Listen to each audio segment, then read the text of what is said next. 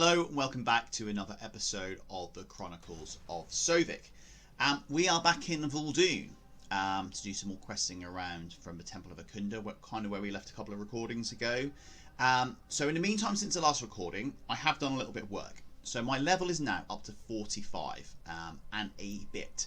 And what I've done is mostly island expeditions. So the plan was, as I put at the end of the last episode, I was going to do an island expedition or two just to see if we can get some loot. Well, I did 4 or 5, maybe 5 or 6 island expeditions to come and then show everybody all the great loot, pets, mounts, transmog, everything which we managed to pick up.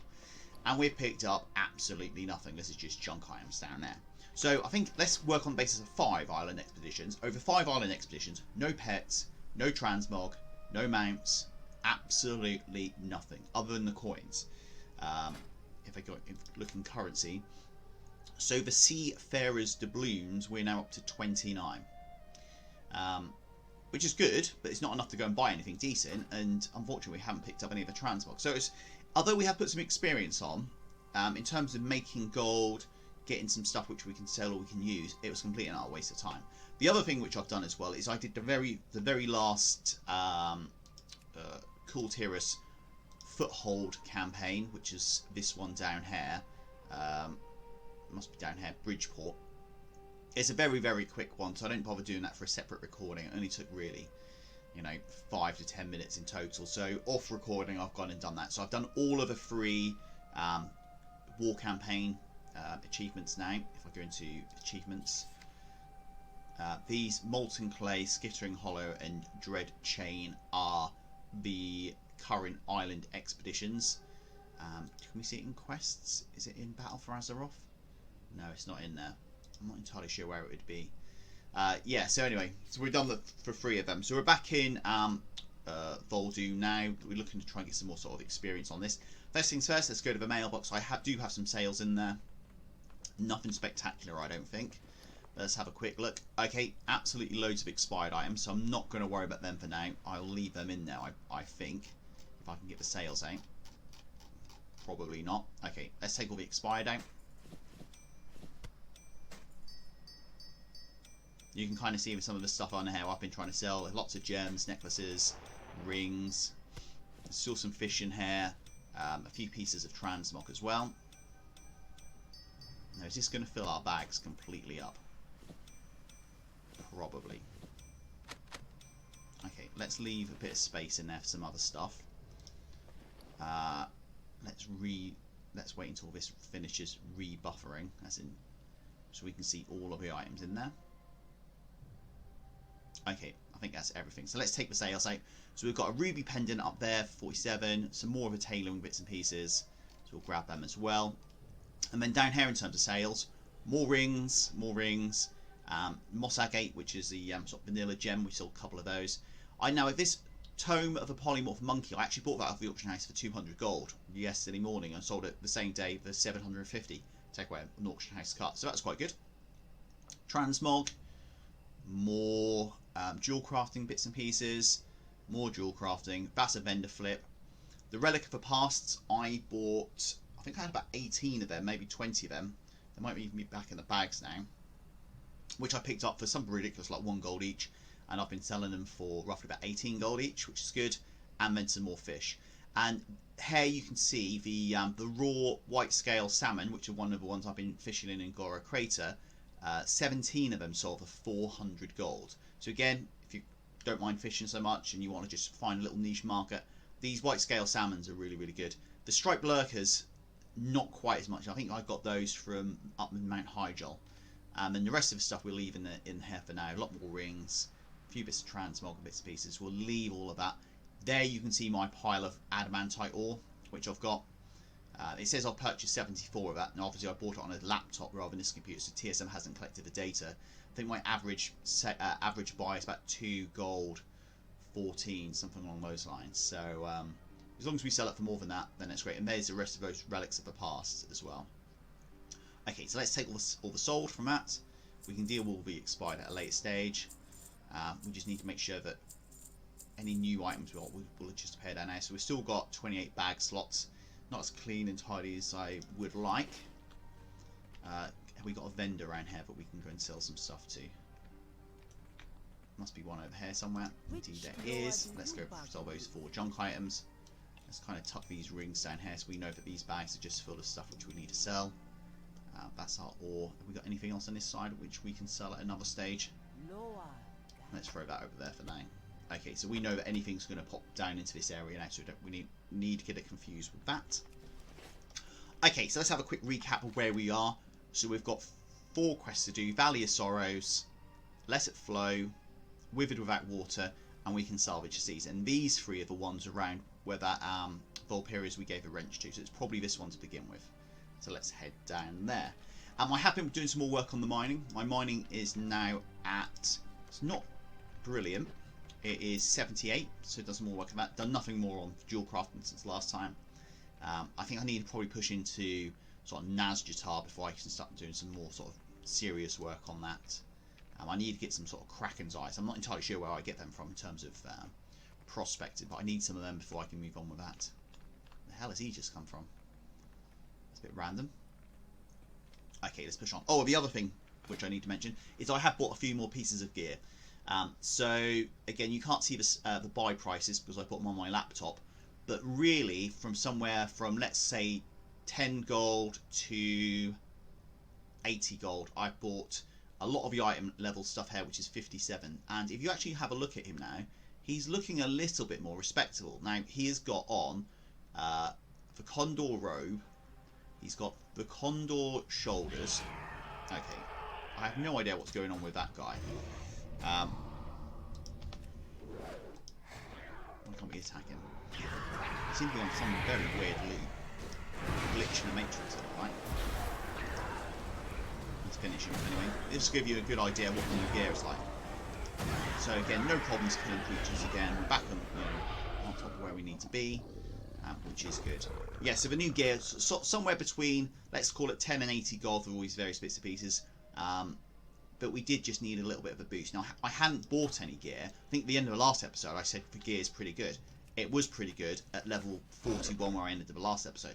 At 45 we are a little bit more flaky, which is why I had to go and buy some more. Especially on the island expeditions, it was becoming quite apparent that we were getting a few deaths on there. What am I doing here? Okay, Valley of Sorrows. Who are you? Have we met before? This is Mejani. So we've got Memory Breach.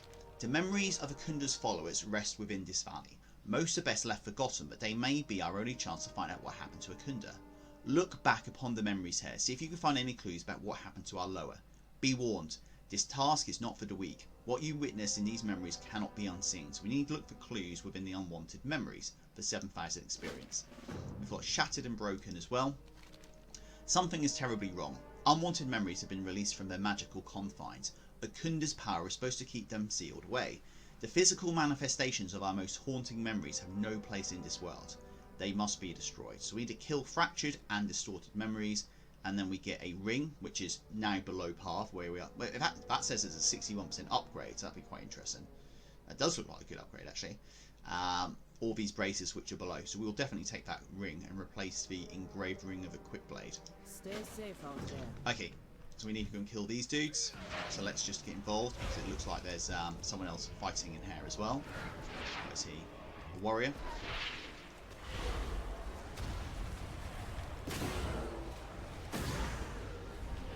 Again, making short order of that.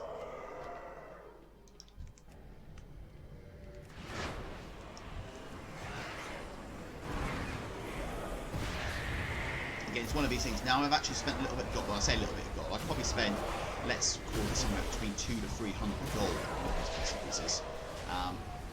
This new gear, but it does make things a lot more easier. Okay, so we need to grab some of these bags, I dare say.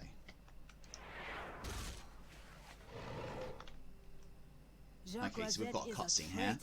But the king won't act without proof. Please, Rakira, don't do this. You'll get yourself killed. You know I must, Kaja. Duty before all else. Adds a little bit of flavour to what we've seen so far. We still need these guys, these fractured memories. We've still got this warrior on hand. Some wriggling goop. Okay, there's another unwanted memory here. Let's search that. Okay, so we didn't get a cinematic that time. We actually got another mob. Fractured memory. Let's take him down. Let's grab that one as well.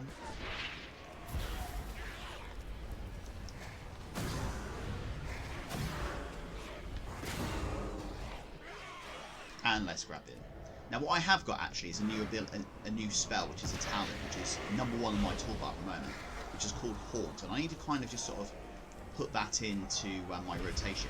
I think, and I haven't done any sort of Icy Veins research on this, I probably need to open with that.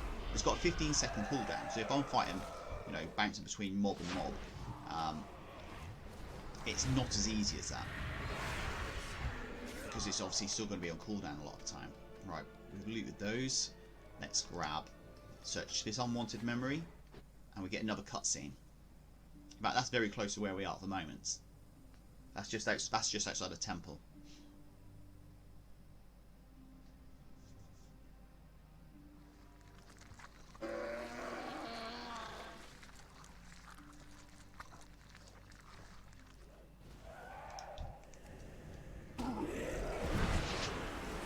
Again, I could have used Haunt to start cooking this guy. It's quite a useful ability because it gives you straight away 276 shadow damage and increases the damage dealt by 10% for 18 seconds. I really need to start using that. I'm not sure what mobs are using, but that's the same.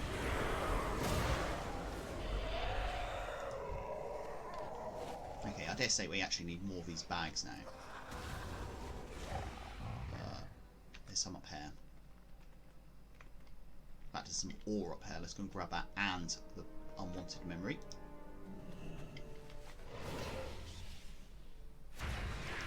Okay, that time it is another mob.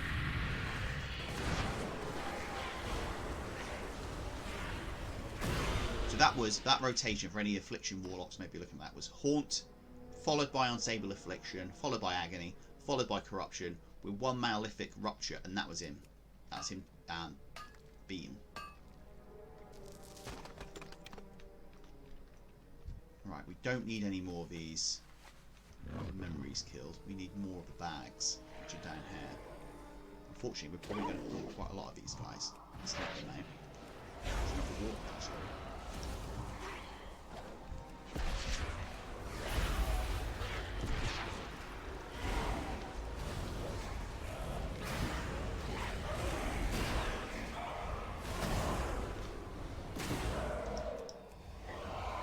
Short work of them. Another haunted, unwanted memory here. Let's open that one. Okay, so the 5th one is another cutscene. And this big old Kodo is drinking that polluted water.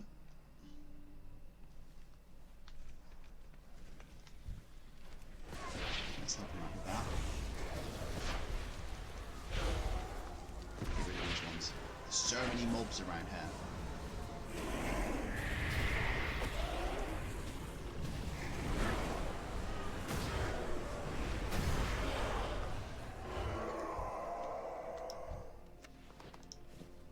Open this unwanted memory here.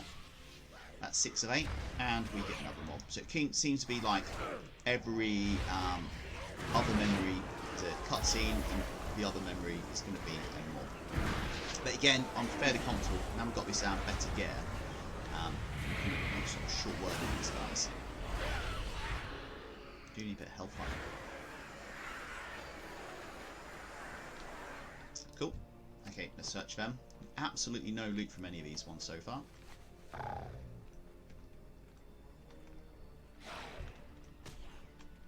I think it's going to be hard to move anywhere inside this bubble without tripping over one of these. We still need 2 more of these memories.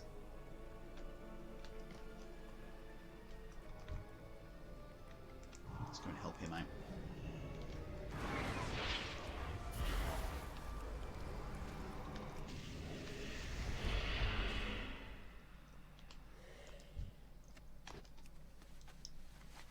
I can't see any more of these bags unless they were further along.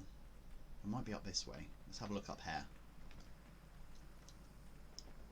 Okay, that seems to be more like it. Let's take these guys for him. Come out.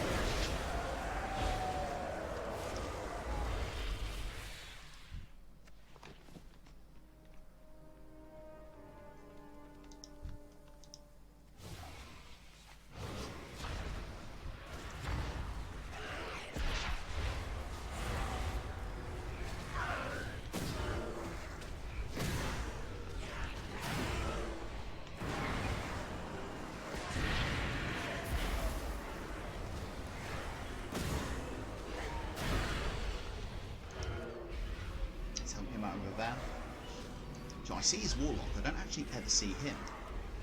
Unless he's inside one of these memories.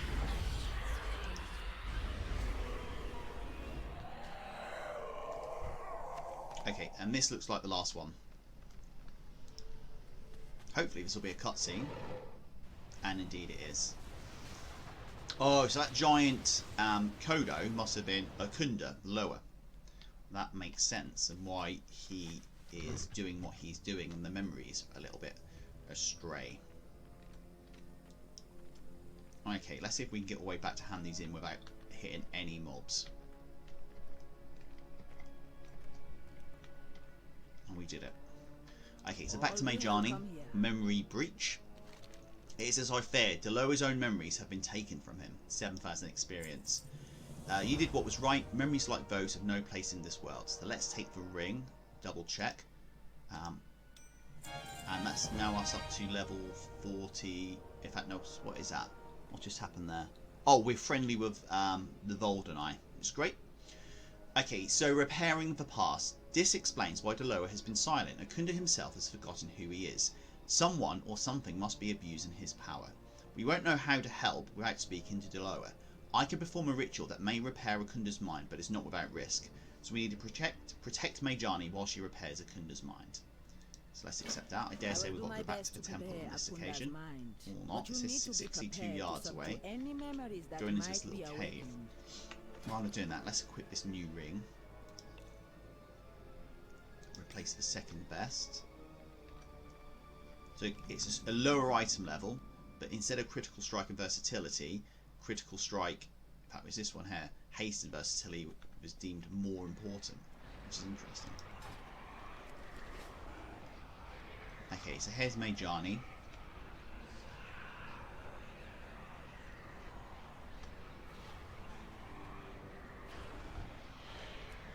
So Haunt, Sable Affliction, Agony, Corruption, Malefic Rupture, dead. So Haunt, if a target dies, Haunt's cooldown is reset.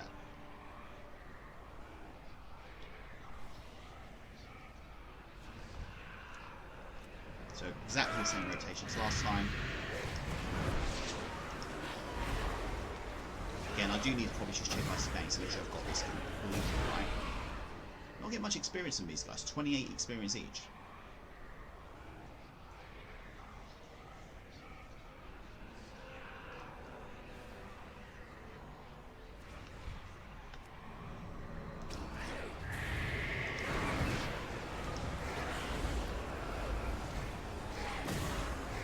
It's almost done. I can hear Akunda's voice entering my mind.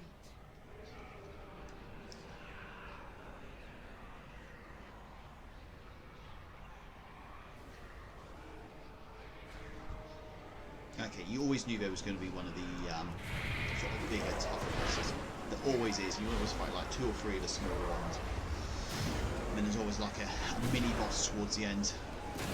That's what they've done with Ruptures, and then Shadow down. Still got 4 active at the moment, just about. And that's it. Cool, 835 for killing him. And there is Akunda the lower. Hand the quest into him. I seek your help, Sovik. So we get 8,800 experience for doing that. Ending the madness. Akunda the Exalted is not who he seems. He poisoned the eternal spring, sickening all who drank from it. Even I was not immune to his abhorrent alchemy. Now he drains my power, abusing my gift to wipe the minds of all who might try to stop him. We will not let him succeed.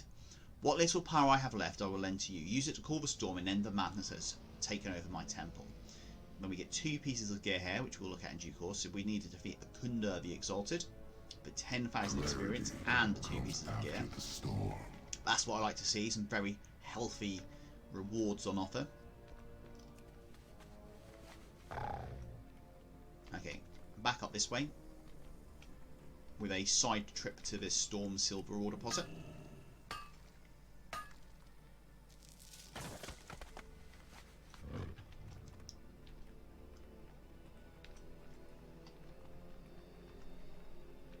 I still have no idea what that bird is doing. That does not look like a natural path that like a mob would kind of like take. There is some more up there, but we're not going to worry about that for now.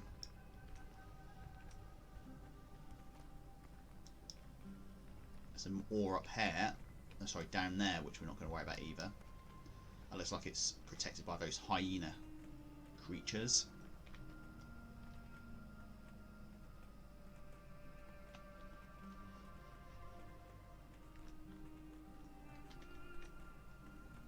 Okay, so back into the Temple of Akunda.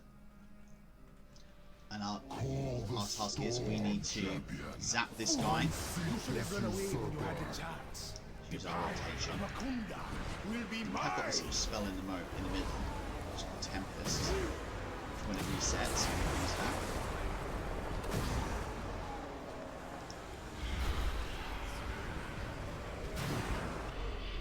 And there we go. That's Akunda the Exalted defeated.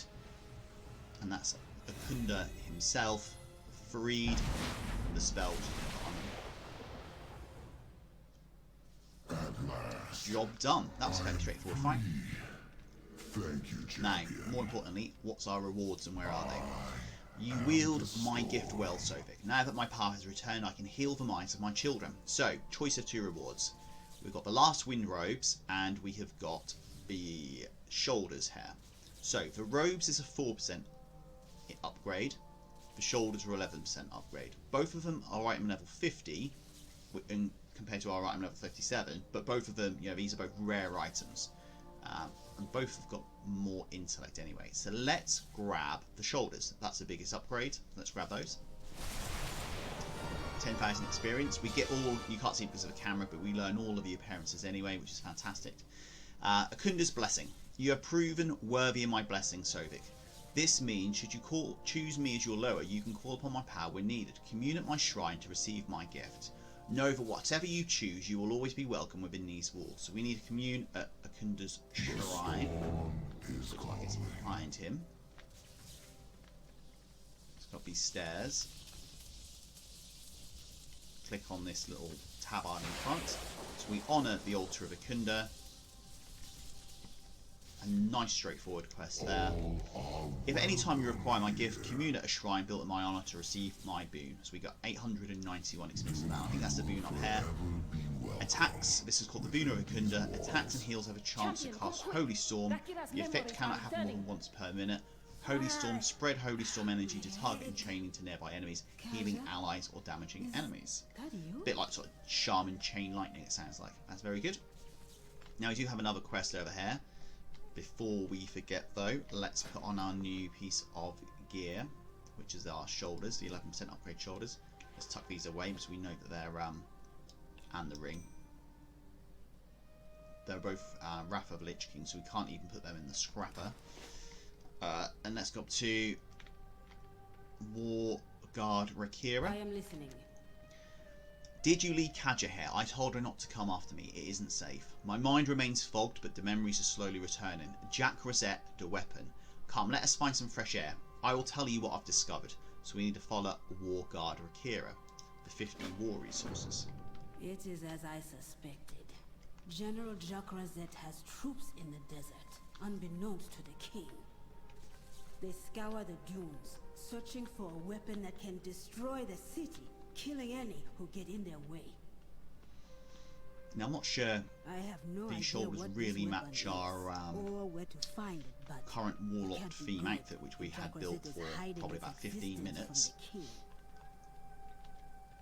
We must find a weapon before Jack Rosette has a chance to get his hands on it.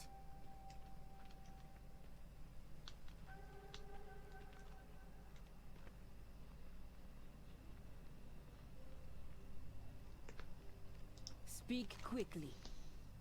Okay, clearing the fog. Talanji was right not to trust a general. If he succeeds in finding a weapon, our great city will fall. So we get 10 gold, 3,500 experience, and 50 war resources.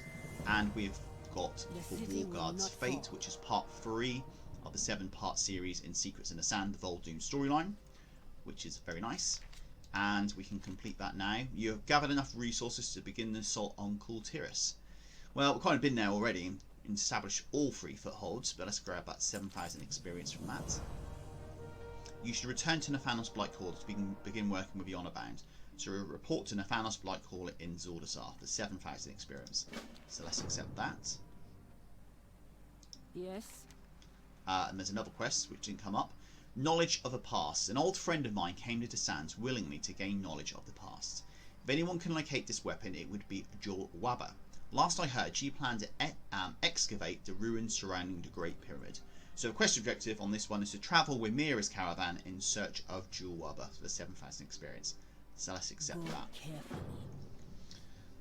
And here's Mira here. I think what we'll do, before we end the recording, we will move on to the next area. So let's speak to her. Dolly likes you. I can tell. Dolly and Dot have built up quite an appetite. Pulling a cartload of trolls isn't easy work. So let's click we're ready to leave. It's never safe to travel alone. Now we've still got the quest to go and see Nathanos Blightcaller in Zordasar. I'll probably do that off recording and head back there. So I do need to get all those the auctions relisted anyway. My Hearthstone is still set up there, so I will do that. But what I will do is move this sort of quest line on to the next area. It looks like we're heading down into this way.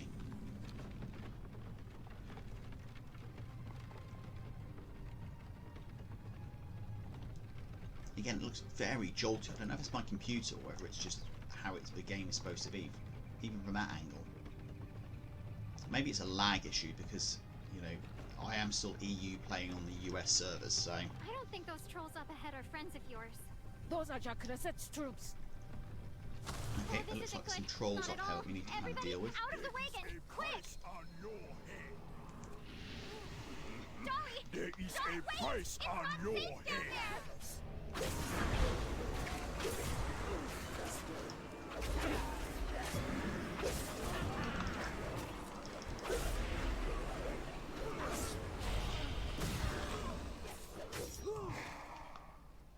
Okay, and that was done fairly quickly. Got a bit of tide spray in from those trolls.